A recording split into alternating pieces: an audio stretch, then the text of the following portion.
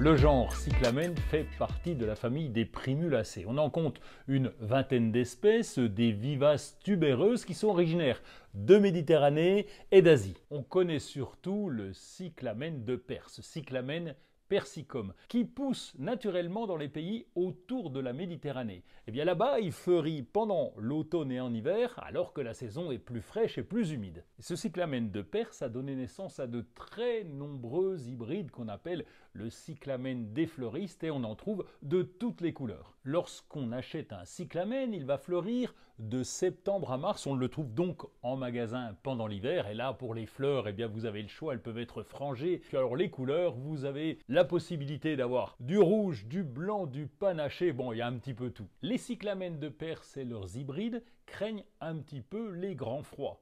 Alors, lorsqu'il fait très froid, on va les rentrer à l'intérieur, mais surtout à la lumière, très loin des sources de chaleur et si possible à une température d'environ 10-15 degrés. Ils craignent vraiment les appartements trop chauffés. Si vous êtes dans une région où la température ne descend pas en dessous de zéro, alors là, vous pouvez les laisser dehors, à la lumière bien sûr, sur un balcon. Ils ne craindront pas les petites gelées. En période de floraison, l'arrosage doit être régulier. Veillez à ce que le terreau soit toujours humide. Pour l'entretien, on va enlever les feuilles jaunes, ah oui, ça arrive de temps en temps, et puis les fleurs fanées. Alors là, c'est très simple, on empoigne la tige et on tire d'un petit coup sec de façon à enlever l'ensemble de la tige. Si vous soulevez les feuilles, qui sont d'ailleurs très décoratives, eh bien vous verrez le départ de nouvelles fleurs. Là, ça veut dire que votre cyclamen est en forme. Au printemps, la floraison diminue, les feuilles peuvent commencer à sécher. Là, on va laisser le cyclamen dans son pot au repos, c'est en général pendant l'été, et si on peut dans une pièce assez fraîche pour pas que la plante